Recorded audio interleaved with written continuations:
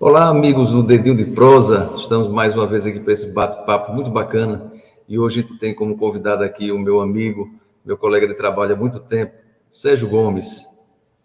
Boa Oi, noite, Sérgio. pessoal, boa noite. É um prazer estar participando, né? Curtindo aí essa prosa tão cultural, né? Pois é um projeto que a gente vem desenvolvendo. Esse aqui, se não me engano, já é o sétimo, né? E que a ideia é exatamente essa. Primeiro, reunir os amigos para a gente conversar sobre temas importantes e, quem sabe, no futuro isso possa crescer e render outras ideias, né? Bom, Sérgio, mas aí eu quero saber de você, já que eu não gosto de falar dos outros, mas eu queria saber de você, para que todo mundo lhe conhecesse aqui, se é que já não conhece essa figura tão conhecida. Quem é Sérgio Gomes? Bem, quem é Sérgio Gomes? Sérgio Gomes atualmente tem 55 anos, né?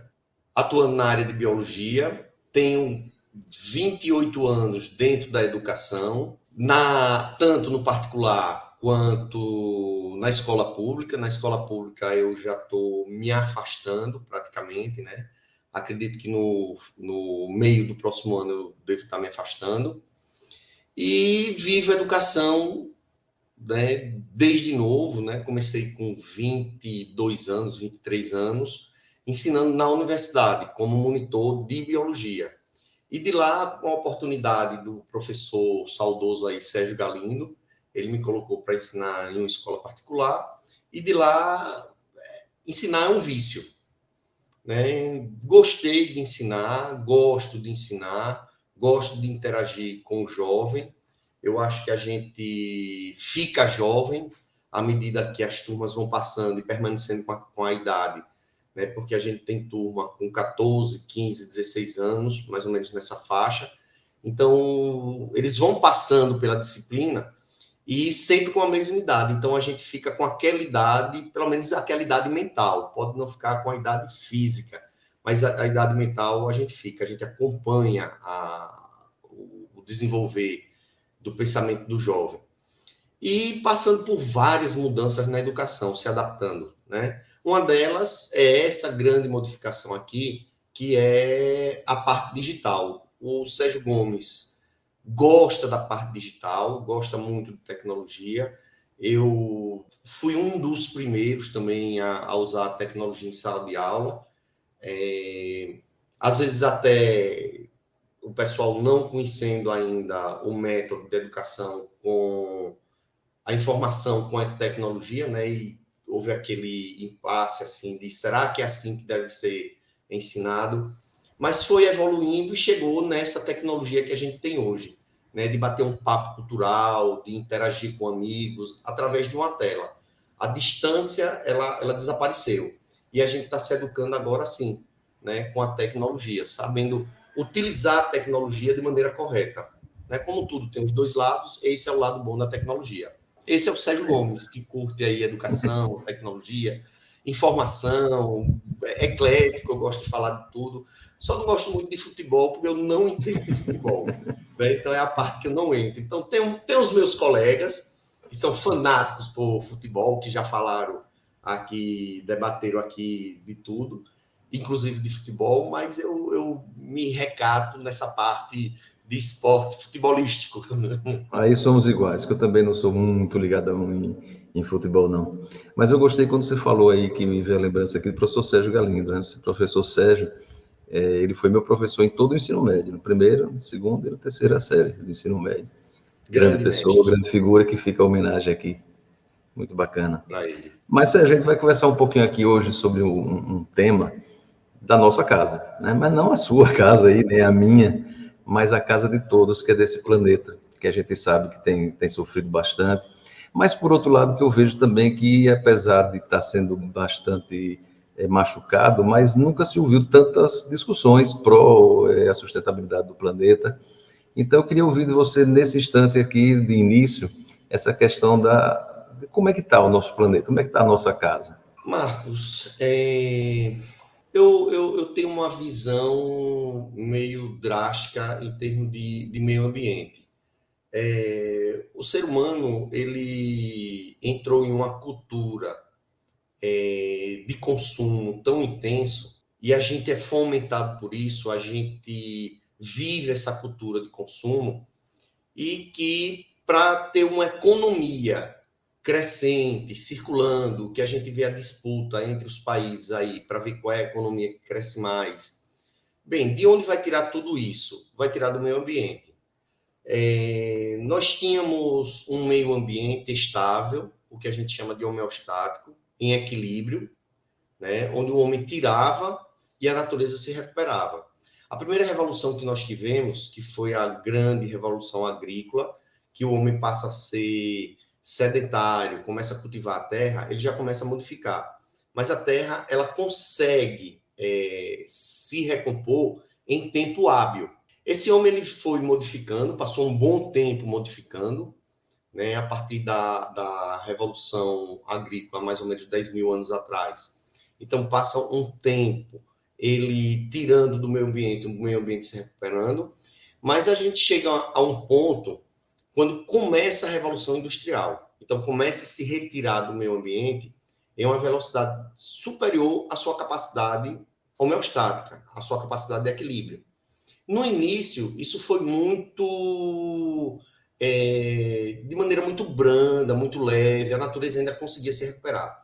Mas a gente tem uma grande crise no início do século XX, né, a crise de 20, mais ou menos, em que há uma estagnação da produção. Então, o que fazer com esse material estagnado? Vamos fomentar o consumo. Então, trabalha-se propaganda, trabalha-se informação, boca a boca, em rádio, em jornal, telegramas, e as pessoas começaram a visualizar os produtos. E esses produtos com uma logística de distribuição bem melhor. Então, o que acontece? Essa fomentação de consumo, que vem desde lá de trás, é implantada uma filosofia contínua, que aí a indústria e o comércio vê que é bom. Vamos fomentar o consumo. E um consumo cada vez maior. Vamos estimular as pessoas a quererem mais. A pessoa que tiver mais, ela está mais conceituada socialmente. Esse é o grande problema. E a gente vive essa cultura de consumo. A gente volta a falar um pouquinho, porque o tema é tão abrangente que a gente termina indo para um determinado ponto. Mas eu vejo o mundo assim, ele está em depredação, está em deterioração, não está se recuperando de maneira tão rápida. O mundo deu uma respirada durante a pandemia, ele deu, né, uma grande inspirada para poder readquirir energia, porque praticamente tivemos um período que o mundo parou. Quem diria, né? O mundo parou, e a gente viu pela televisão, o mundo parado. Né? A recuperação ocorreu assim de uma maneira muito rápida. Lugares que a gente via tão poluído, de repente começaram a aparecer peixes, né? Lugares que a gente via tão sujo começaram a ficar limpos, já não tinha mais plástico, não tinha papel, não tinha poeira. Foi uma parada, só que a gente está retomando. E o pior, de maneira mais acelerada, para tirar o prejuízo passado. Então, eu não vejo um bom caminho do planeta, não. A gente parece que é um parasita que está degradando muito o meio ambiente. O ser humano tem que aprender muito. Agora, espero que não precise de outras pandemias, né, para estar ensinando. Porque essa não ensinou, não. Essa literalmente não ensinou. A gente pensava, quantas vezes a gente falou, não foi em grupo? Não, nós vamos sair melhor dessa pandemia. Pelo menos não saímos pior, né? Saímos do mesmo jeito. Já é um ganho. Já é alguma coisa, né? Bom, Sérgio, mas a gente está aqui, a gente separou alguns temas, né, para colocar, para que você falasse um pouquinho. Bom, e um dos primeiros temas aqui é exatamente essa questão das mudanças climáticas, que a gente ouve falar muito, algumas notícias realmente, como você fala, são catastróficas, né, de degelo, de a invasão dos mares, destruindo cidades. Qual é a situação real que está o planeta hoje? Qual é a nossa visão do futuro com relação a esse tema? Marco, nós temos alguns poluentes que são bem incisivos em termos de efeito estufa. O CO2, né? Então, o Brasil, como sendo um grande produtor de CO2, devido às grandes queimadas que ele produz, e o início da industrialização aí, né? Essa pequena industrialização que existe, né? A gente está produzindo grande quantidade de CO2, mais voltada à parte de queimadas, tanto de florestas com as grandes queimadas de canaviais. Então, nós somos também aí causadores de efeito estufa. Os países industrializados, eles, através da queima de combustíveis fósseis, está produzindo grande quantidade de CO2. Uma pesquisa norte-americana levantou o questionamento, que inclusive foi colocado em dúvida, né? Colocou em questionamento o efeito estufa, que apontou o gás metano como sendo potencialmente mais danoso do que o dióxido de carbono. Então, muito mais danoso. E países como a China, a Índia e o Brasil estariam envolvidos também no efeito estufa, muito mais do que a produção de CO2 por parte de indústrias. Então, por que esses países seriam grandes causadores? Eu sempre digo ao pessoal assim, a China pelo que come, a Índia pelo que não come, e o Brasil devido à sua grande produção. O que nós temos produção? Produção de gado de corte. A maior população bovina de gado de corte do mundo está aqui no Brasil. Nós não somos o maior exportador por causa de acordos internacionais, mas o Brasil tem potencial de ser o maior exportador de carne do mundo. O gado, ele produz grande quantidade de metano, né? A digestão lá da celulose no intestino do boi, ele vai produzir grande quantidade de metano. A Embrapa, ela trabalha um tipo de ração que venha minimizar essa produção de metano. Olha, para vocês terem uma ideia, às vezes o gado está tão inflado de gases e causa um certo desconforto no animal que um dos processos é colocar uma sonda, colocar uma agulha, tá, no intestino para poder drenar aquele gás. O pessoal chega ao ponto de riscar um fósforo e queimar o gás que está saindo. Porque quando desinfla o gás para, ele vai tirar a sonda e fecha aquele buraco. Um buraco pequenininho. Vai fechar de boa. Então, imagine o gado flatulando. A eliminação das fezes em decomposição está liberando grande quantidade de metano. É uma população bovina muito grande. A China, pelo que come, arroz. Para produzir arroz, a gente tem que gerar pântanos artificiais. E o gás dos pântanos é metano.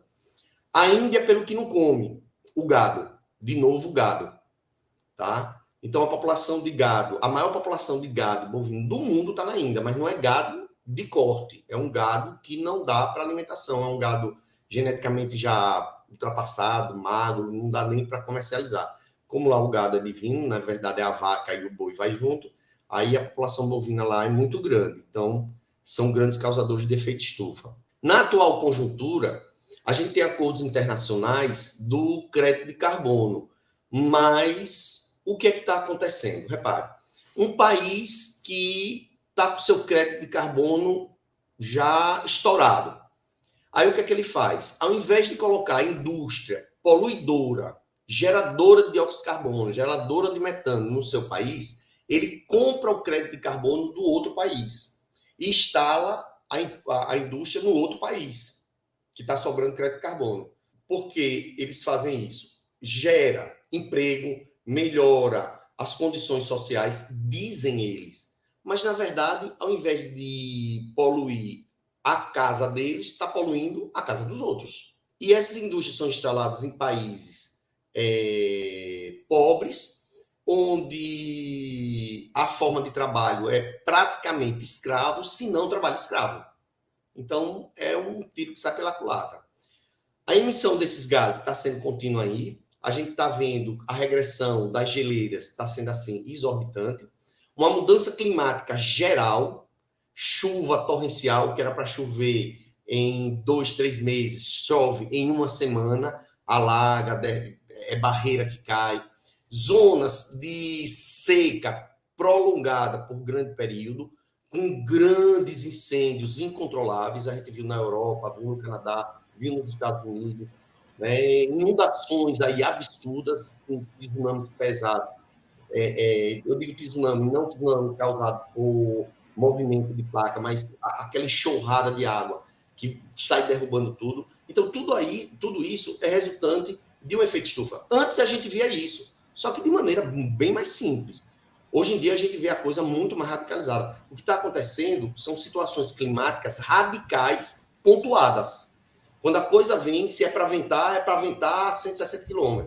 Se é para chover tonel de uma vez só. Se é para fazer frio, é para botar 60 graus abaixo de zero. Então, o clima está mudando e de forma drástica, exagerada. Então, está mudando? Tá. Nós estamos presenciando isso? Estamos. O que estamos fazendo? Passos muito curtos para ações que deveriam ser muito mais fortes. E fica aí o questionamento. Sempre a política comedida com as ações, porque existe monstros financeiros atrás, principalmente a indústria petroquímica, que na verdade é quem manda no mundo, né? É a indústria petroquímica. Eu quero saber se no futuro a gente vai ter solução para esse planeta, né? Marcos, o futuro é incerto, muito, muito incerto. Esperava-se que a pandemia melhorasse a consciência humana e não melhorou. Do jeito que vai, eu vejo uma nova forma de controle populacional, porque a população humana cresce em uma progressão geométrica absurda, e segundo o princípio malthusiano, toda população que tende a crescer em uma progressão geométrica, ela está fadada à extinção. Só existem duas populações que crescem em PG, seres humanos e vírus. Então, praticamente, a gente é um grande parasita do meio ambiente, está danificando muito. Tá bom, vamos ver outro tema aqui que eu queria destacar aqui, que é a questão da biodiversidade, né? Alguns animais que já entraram em extinção, outros podem entrar. Os sensíveis, né? São os que sofrem, na verdade, porque o ser humano ele tem uma adaptabilidade muito grande. O ser humano, o meio ambiente muda, ele é muito moldado, né? Ele consegue, repare o que já aconteceu com a humanidade, né, em termos climatológicos, a gente vindo, bora botar aí desde de 200 mil anos atrás, das últimas glaciações, e o ser humano sobreviveu. O ser humano sobreviveu a uma grande catástrofe da explosão do vulcão Toba, que reduziu a população humana a alguns milhares, o Homo sapiens ficou à beira da extinção, e a gente conseguiu burlar, né, a evolução e conseguiu ser dominante no meio ambiente. Mas, infelizmente, esses daí são os grandes seres que são sacrificados, né, porque eles são altamente sensíveis. Tem um livro, deixei aqui separado, a Elizabeth Colbert, esse aqui, ó, A Sexta Extinção. Eu até brinquei com o pessoal durante a pandemia. O pessoal, Sérgio, e aí, vai ler algum livro? Eu disse, olha, vou ler esse daqui. Aí o pessoal riu como que disse, rapaz, não é hora de ler isso, não. Então, a Elizabeth Colbert, ela comenta as 5 grandes extinções que teve, né, desde o Cambriano lá, com grandes desastres climatológicos ou eventos cósmicos, como queda de cometas. Então, explosão de vulcão, movimento de placas tectônicas, queda de meteoros, mudança climática drástica. Então, a gente teve 5 grandes extinções. E tudo indica, segundo os dados dela, que a gente está vivendo a 6ª grande extinção dos seres. Que a quantidade de seres que estão sendo extintos está sendo absurdamente alta. Alguns autores, lógico, né, que a ciência ela vive de uma dialética. Enquanto um fala uma coisa, o outro vem e contradiz e tenta demonstrar aquele erro que foi exposto. E assim vive a ciência, né, nesse debate de um contra o outro, que é saudável. Então, tem alguns autores que dizem que essas extinções elas são benéficas ao meio ambiente porque cria novos nichos para que novos seres evoluindo, eles substituam. Que a dominância dos mamíferos no planeta e a culminância do ser humano, ele vem de uma grande extinção durante a época Jurássico-Triássico, né? Que ele chama até de evento KT, Cretáceo-Triássico, que foi com a queda do meteoro, né? Ele derruba aqueles grandes répteis, eles não conseguiram sobreviver, né, a um período de inverno nuclear devido ao grande impacto. Esses animais morreram em grande escala Apenas animais de 30 a 40 quilos conseguiram sobreviver, mas esses animais, eles eram tão predadores que eles não conseguiram ter alimento suficiente. Então, eles se extinguiram e abriram um grande nicho ecológico, um grande espaço para a introdução daquele que vinha desenvolvendo e estava assim pressionado pelos dinossauros, que eram os mamíferos. E logo depois deu espaço às aves. Repare que aves e mamíferos são espécies bem dominantes no planeta. Então, esses daí, eles são altamente sensíveis, inclusive são até indicadores, né? Anfíbios, perereca, rã, são grandes indicadoras ecológicas. Então, se você tiver uma casa próxima à zona de mata, tiver muita rã, perereca, sapo, pode ter certeza, Marcos, aquele ambiente está estável, aquele ambiente está em equilíbrio. Líquen serve como parâmetro, no mar, os corais servem como parâmetro. E o que está acontecendo? Eles estão desaparecendo. Eu lembro da minha infância, na minha casa, olha, centro urbano, a gente tinha um monte de rã pela parede, comendo tudo que é mosquito. Aí o que aconteceu com elas? Foram eliminadas pela gente. A gente matou tudo que é perereca. Diga se não foi na infância. Tinha medo da rã, medo do sapo, era pancada na bichinha. E hoje a gente vive reclamando porque tem muito mosquito da dengue. Ora, não tem quem coma. Não tem. A gente desequilibrou. A gente está matando tanto por mudança climática, a gente está matando tanto por predação exagerada, porque tem zonas marítimas que já se esgotaram de pesca, né? Várias espécies de peixe já se extinguiram, e cada vez mais peixe está ficando mais caro. Por quê? Porque está ficando difícil encontrar aqueles peixes de qualidade.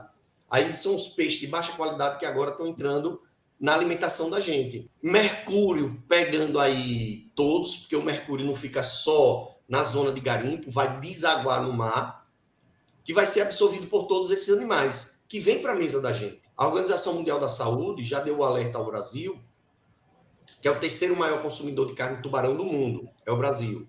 Já deu alerta para haver uma diminuição do consumo de carne de tubarão, devido à grande contaminação de mercúrio. Como ele é topo de cadeia, e o mercúrio é um metal pesado, ele tem efeito acumulativo, o último da cadeia tem maior dosagem. E quem come tubarão? A gente. Então a gente está se intoxicando. Quando for comer tubarão, arraia, esses super predadores, a gente está se contaminando. Então, são as grandes vítimas climáticas e as grandes vítimas do ser humano. São esses daí, a nossa grande biodiversidade. E fato, a maior biodiversidade do planeta está no Brasil e se chama Pantanal, que um dia desse virou praticamente um deserto, né? Secou, a quantidade de combustível, de tanta planta seca, pegou fogo e foi incontrolável. Tá certo que ali sofre muita influência da zona de cerrado, né? Porque se você olhar o Pantanal, ele é cerrado, é Mata Atlântica, é floresta amazônica, é campos limpos gaúchos, sulinos, é charcos paraguaio. Então, tudo isso está em um lugar só. Olha, se o pessoal acha que floresta amazônica é uma grande biodiversidade, Pantanal tem floresta amazônica e mais alguma coisa. Imagine. Então, é patrimônio da humanidade considerado pela Unesco. O que eu acho triste disso tudo é que a natureza sempre sabe, ela sempre viveu tudo em equilíbrio. E o homem chega, o Homo sapiens, e desfaz esse equilíbrio, sempre procurando um progresso de uma maneira errada. Marcos, olha, é até um trocadilho.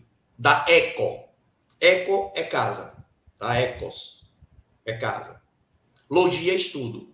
Então, quando você faz um estudo do meio ambiente, você está fazendo um levantamento ecológico, certo? Aí vem o homem e aplica a economia no meio ambiente. Ecos, casa, nomia, organização. O que é a economia? A economia é você organizar a casa de maneira a você extrair o máximo de benefício. Ou seja, se você vai organizar para tirar benefício, você destrói a ecologia.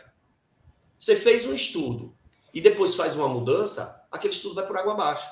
Então, o grande vilão da ecologia é a economia. Isso daria um tema de redação muito massa, né? Ecologia versus economia.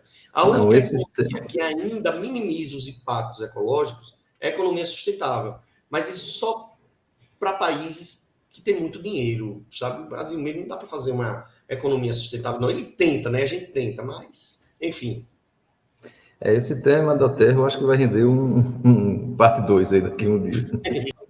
Sim. Então, Marcos, da ecologia tem muita coisa, bicho, sabe?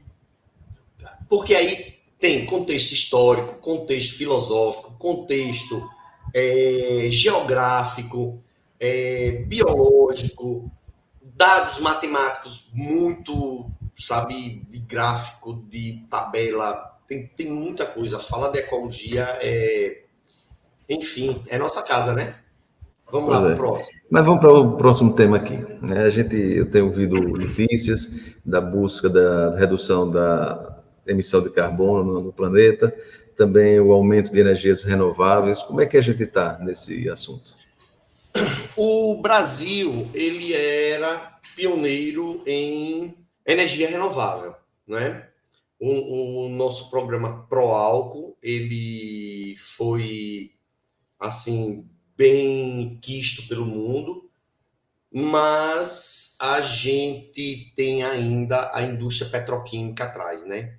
Quem manda no mundo, digo e repito, quem manda no mundo é a indústria petroquímica. A indústria petroquímica bota no poder, tira do poder e faz guerra para guerra. São eles que mandam.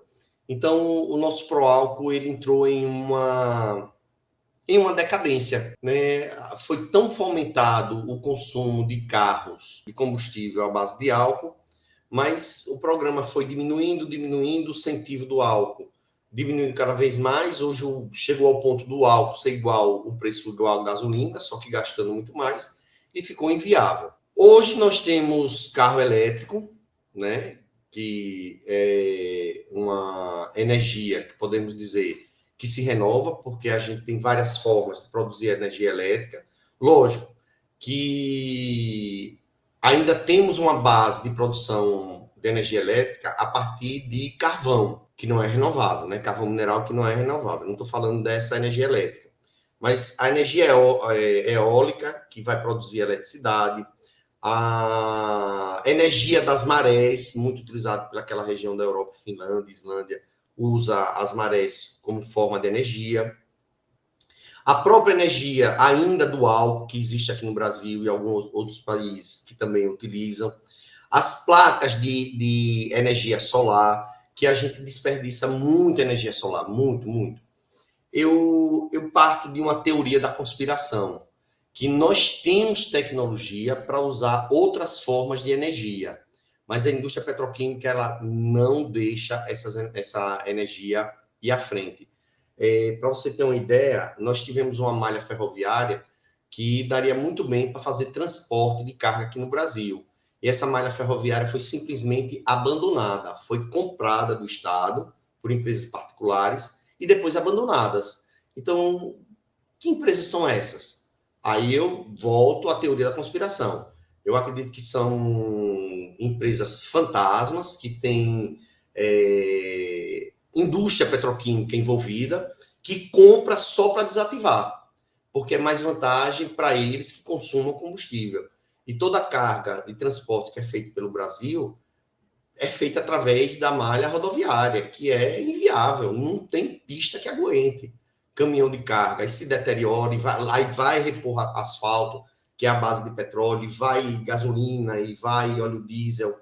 Então, enquanto a gente tiver essa cultura do petróleo, né, que até eu poderia dizer que é uma outra revolução que tem, porque a gente tem uma revolução industrial, né, a gente teve uma revolução agrícola, depois teve uma revolução industrial, logo depois da industrial, que foi a vapor, vem o petróleo, logo depois, aí dá um avanço enorme, e a última revolução que nós estamos é a revolução eletrônica, né? Então, a gente ainda vive a revolução do petróleo, onde o plástico, a gente está no mundo plástico agora, o plástico é a vedete do momento, né? O nosso mundo praticamente é plástico, tudo é plástico para a gente.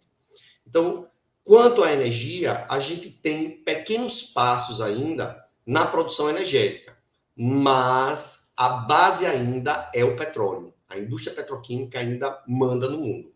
Então, eu não vejo muito, pelo menos a curto prazo, uma modificação significativa, não. só pequenos. Repare que um é uma indústria aqui, outra ali. Porque se a coisa crescer demais, eles botam a mão.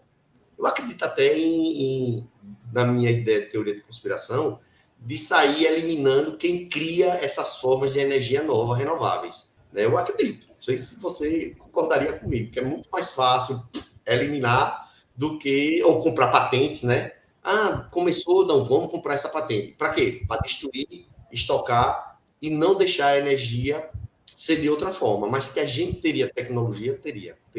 Muito seria muito mais avançado. A gente não duvida nada quando o dinheiro está em jogo, porque esse pessoal, por dinheiro, é capaz de tudo. E já que a gente falou daí da energia não renovável, muitas vezes eles causam também a poluição, alguns resíduos, e aí a gente tem imagens, né, não só da poluição de fábricas, mas também da poluição do próprio ser humano que joga nos rios, nos lagos.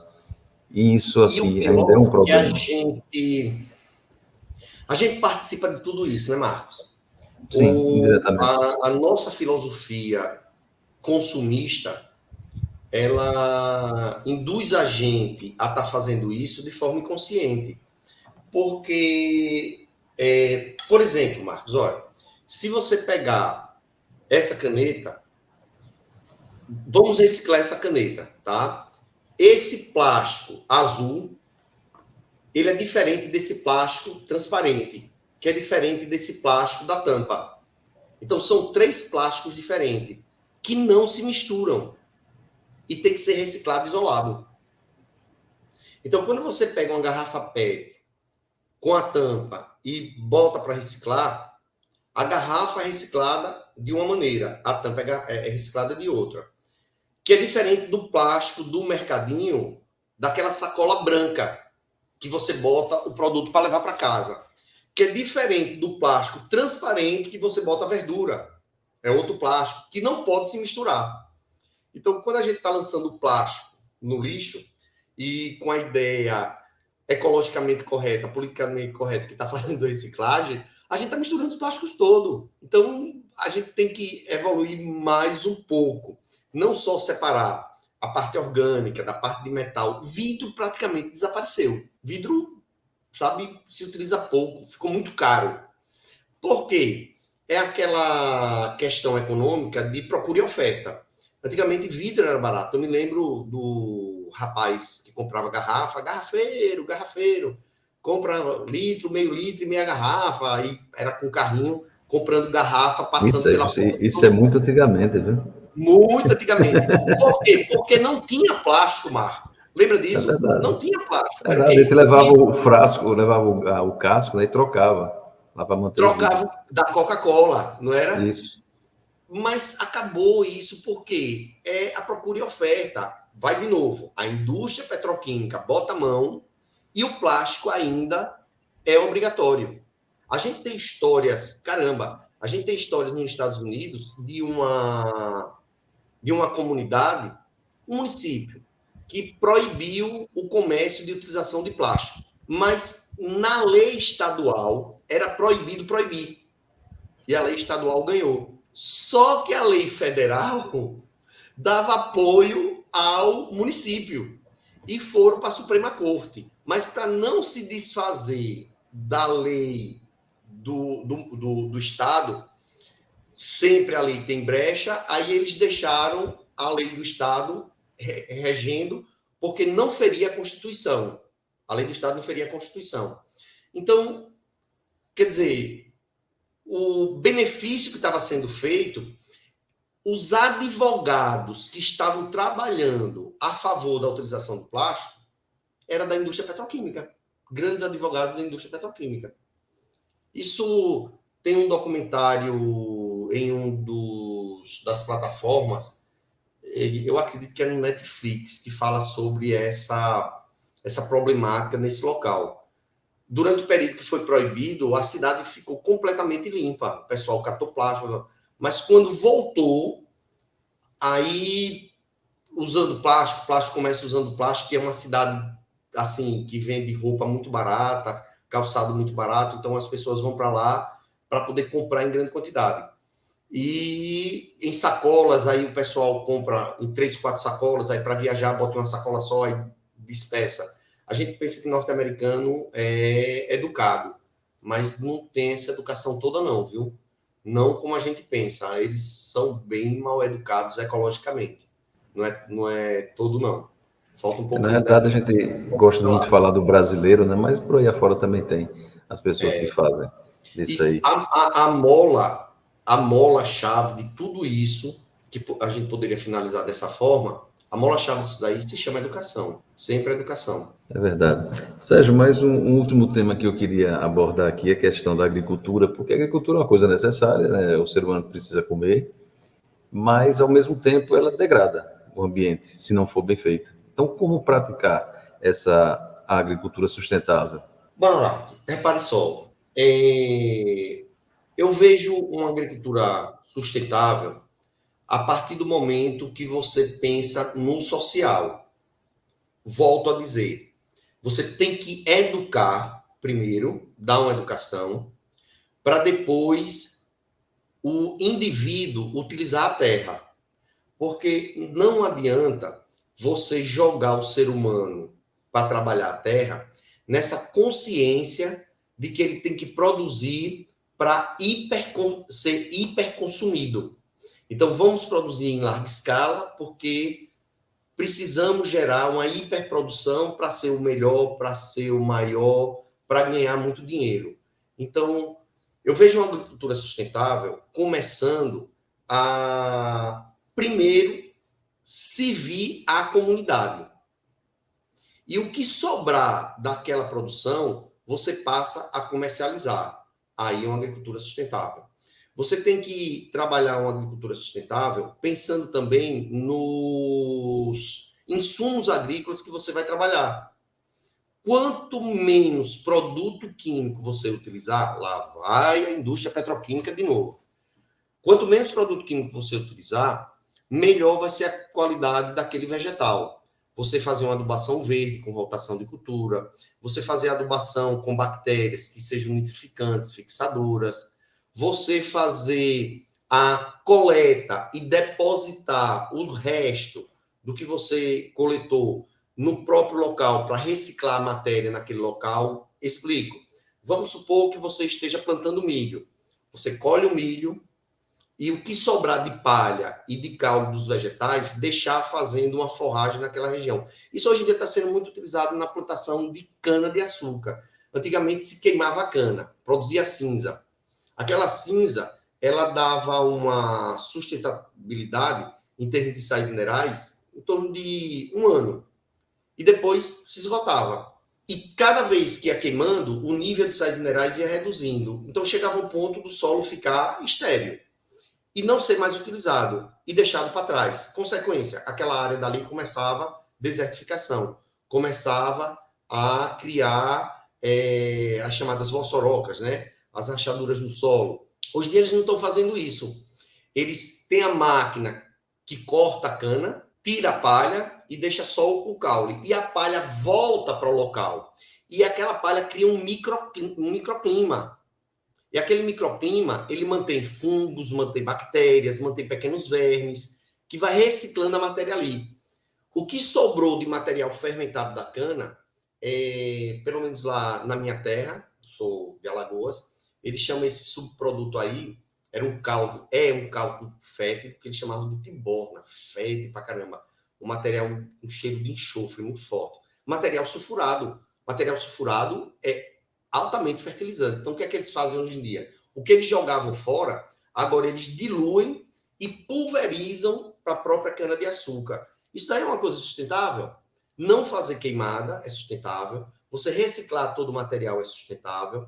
Você fazer uma agricultura pensando no homem do campo, uma reforma agrária séria, sem grilagem, porque o que acontece muito é você ver pessoas que ganham a terra e quando dá 4, 5 anos depois, vende aquelas terras por um preço absurdo e vai para outro lugar para adquirir terra. Então, o que era um benefício social se transforma em especulação de terra. Então, para a gente ter uma maior sustentabilidade, eu acho que a gente deveria começar com educação. Eduque o homem do campo, eduque que vai trabalhar a terra e mostre que a terra deve ser utilizada de forma consciente. Educação é a fonte de tudo. É a Eu mola, queria, né? A mas mola. o papo tá bom, ele tá esticando, a gente já passou até do tempo, mas eu queria que você falasse um pouquinho também, bem rápido, da questão dos nossos mares. Como é que estão os nossos mares? Porque um caso que aconteceu comigo essa semana, eu estava andando na praia, né, e vi aquela caravela, uma caravela bonita, estava bem cheia, assim, se mexendo, até minha filha foi e filmou. Enquanto eu estava observando, esperando para mostrar a esposa, passa um vendedor de picolé, bota o carrinho de picolé bem em cima e estoura. Puf. E ali a gente sabe que ali é alimento de tartarugas marinhas, ali, apesar de queimar, mas todo o ser vivo ele tem a sua função. Então, como é que estão nossos mares? É o ser humano. O grande problema da Terra se chama Homo sapiens. É o grande problema do planeta. Olha, é uma grande preocupação da gente, mas muito grande, Marcos. É uma parte obrigatória da educação. Nós falamos que a floresta amazônica é o pulmão do mundo. Aí tem grandes erros aí. A gente pensa a floresta amazônica como um pulmão sendo produtora de oxigênio. Primeiro, o pulmão não produz oxigênio, ela consome oxigênio. Segundo, que a floresta, tudo que produz, ela consome. Tá? O grande produtor de oxigênio para o planeta são os mares. Então, é no mar que vai ter a fotossíntese para a gente respirar, todos os seres respirarem. Eu vou dar uma ideia para você. Enquanto uma planta faz fotossíntese e produz 1000 de oxigênio durante o dia, à noite, ela não está fazendo fotossíntese, ela vai consumir 1000 de oxigênio. Então, ela está estável. O que ela produz de manhã, ela consome de noite. Uma alga meio aquático, marinha, se ela produz 1000 de oxigênio durante o dia, eu vou chutar um número. Ela consome 2, 3 durante a noite. E o que sobra é da gente. Então, quem criou a atmosfera para a vida no planeta foram as algas. Então, vamos dizer assim, na Terra primitiva, quando surgiram as algas, foram elas que terraformaram, que criaram a Terra para a gente, elas prepararam o planeta para a gente. Então, a gente deve cuidar dos mares, porque é o ambiente onde a vida se mantém. A gente depende do mar, não é só para comer peixinho, não. A gente depende do mar para respirar. O que está acontecendo? Todos os poluentes estão indo para o mar. E hoje em dia tem um poluente absurdamente preocupante. Porque eles fizeram o seguinte: o plástico, que a gente falou de poluição lá, né? Que a gente está na era do plástico. O plástico estava poluindo. Teve alguém que teve a grande ideia de dizer: bem, vamos produzir um plástico que seja degradado. Beleza. O plástico ele se degrada, ele se fragmenta. Desapareceu. Não desapareceu. Ele formou microplástico. Plásticos que não são visíveis a olho nu, só ao microscópio. Mas a quantidade desse microplástico está sendo tão absurda no mar que, com o passar do tempo, ele vai começar a turvar. Nós temos grandes ilhas de plástico no meio aquático. Grandes ilhas de plástico. No Pacífico mesmo tem 2 absurdas ilhas que daria, eu acho que Sergipe e Alagoas junto, mais ou menos. Então, são regiões absurdas de plástico. Inclusive, os grandes navios, eles evitam a passagem por essa região para não danificar as hélices e os lemes dele. Então, eles desviam dessas ilhas plásticas. E já existe até animais adaptados a comer esse plástico, bactérias que estão comendo esse plástico, mas ainda não suficiente para depurar esse plástico que está no mar. Então, os mares, eles, além de receber toda a carga tóxica de matéria orgânica que a gente está jogando, de inseticidas clorados, organofosforados, a parte de adubação em excesso que também vai para os mares, metais pesados como chumbo, mercúrio, tudo isso está indo para o mar, afinal é o mar. A gente tem essa problemática do plástico. O aquecimento global está aumentando a temperatura da água e está matando um monte de algas e um monte de animais. Esses animais com a diferença de 1 e 2 graus é diferente de 1 e 2 graus em terra. Eles são muito mais sensíveis. Corais mesmo estão desaparecendo. Corais são zonas de proteção para esses animais. Eles se protegem nos corais. É base de cadeia alimentar. As algas que servem de alimento para os corais e os corais que servem de alimento para peixe pequeno, que servem para toda uma cadeia alimentar. Então, tudo isso está comprometido. E a grande preocupação é o microplástico. Marcos, para você ter uma ideia, já foi encontrado microplástico em placenta humana. Repare que ponto. Como chegou lá? Inalando, ingerindo, né? Será que a gente está se contaminando de microplástico, ingerindo microplástico? Deve estar. Isso consegue penetrar? Rapaz, passar a barreira de membrana, não. Deve estar rompendo alguma coisa. Então, botar isso para fora a gente não consegue. E aí, quais são os efeitos disso? A gente não sabe ainda. Vai ser outra pesquisa aí para desenvolver, entre tantas que tem uma grande interrogação que a gente utiliza hoje em dia, né? Sérgio, olha, muito obrigado. Eu acho que eu passaria ainda mais tempo aqui. Foi muito bacana, acho que muitas informações que você passou aqui, mas a gente já está chegando Passou no nosso rápido, não tempo. foi? Passou Nossa, rápido. mãe. Esse cara fala Então, demais, rapaz. Bota ele para você falar, fala não. demais, mas fala bem. E Eu apesar da gente ter tentei, visto, assim, eu muitos tentei pontos minimizar. negativos, né? Foi, né? Imagine. A gente falou e ouviu muitos pontos negativos realmente do planeta, mas que precisam ser ditos claramente, não dá para ser escondido, para servir de alerta, né? Para que a gente, para que o mundo tome consciência do que está fazendo, que possa fazer ações que ajudem esse planeta a se manter por mais tempo. Talvez ainda não seja para os nossos filhos, mas já pode atingir netos e bisnetos, não deve estar tão longe assim a se continuar nesse ritmo de degradação. E o grande caminho é a educação, Marcos. Quanto mais Sim. cedo a gente começar um programa ecológico dentro das escolas, escola pública, escola particular, eu vejo que a criança ela assimila e cria uma filosofia, a mesma filosofia que a gente criou, consumista, né? E hoje em dia até tentando ser minimalista, né? Ser minimalista, minimizar o consumo.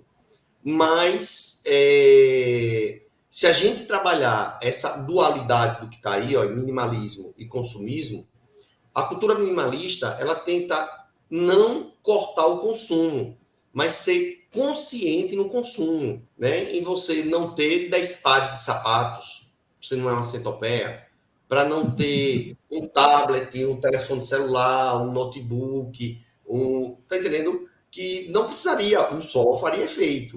Mas, infelizmente, a nossa cultura, Marco, é a nossa cultura, a gente participa disso. Viu como é? A gente Gostei participa disso. da ideia da centopeia aí. Fiquei imaginando a centopeia com sapatinhos. Um monte de sapatinho, né? E a gente, a centopeia humana, né? São 20 camisas, 10 calças. Será que é necessário? Eu tenho uma filosofia. Eu acho tudo demais é prejudicial, né? Então, quando tiver sobrando, é humanamente obrigatório a gente fazer doação, que não é caridade. O pessoal confunde muito caridade com a nossa obrigação social. O que está sobrando é obrigado a gente dar. Caridade é quando você dá o que lhe é necessário, porque você sabe que pode ter depois. É você ter 3 camisas, dar 2 camisas e ficar com uma. Isso é caridade. Você tirou, ficou com menos, mas você sabe que depois você pode ter fácil. Agora, você ter 20 camisas, usa só 5, as outras você não usa mais. Você dá e está dizendo que é caridade? Não, isso é obrigação, não é? Porque é sobra. E não pode sobrar. Dar O que um está prato de faltando comida para que está outras sobrando não pessoas. é obrigação. Também é uma cultura ecológica, né? É verdade. Mas, Sérgio, para finalizar aí, que mensagem você deixaria para quem está nos assistindo sobre nossa casa, nosso planeta Terra, que ele possa ter uma vida longa? Eu acho que o caminho para a gente melhorar filosoficamente, espiritualmente, fisicamente, é a gente ter informação. A gente sempre se manter informado do que está ocorrendo. A Terra precisa disso, a Terra precisa de uma humanidade, porque a gente está mais no caminho desumano do que de um caminho humano. Todos nós digo eu, digo meus filhos, os amigos, todos nós estamos nesse caminho desumano, né? De uma cultura que foi aplicada a gente de consumo e a gente tendo que se reeducar. É muito difícil. Fica muito mais fácil a gente educar as novas gerações. É olhar muito por essas novas gerações e tentar deixar um bom planeta para essas novas gerações e deixar uma boa geração para o nosso pobre planeta. A gente tem que ver os dois. Porque não adianta eu pensar só no planeta e não olhar para as gerações que estão vindo.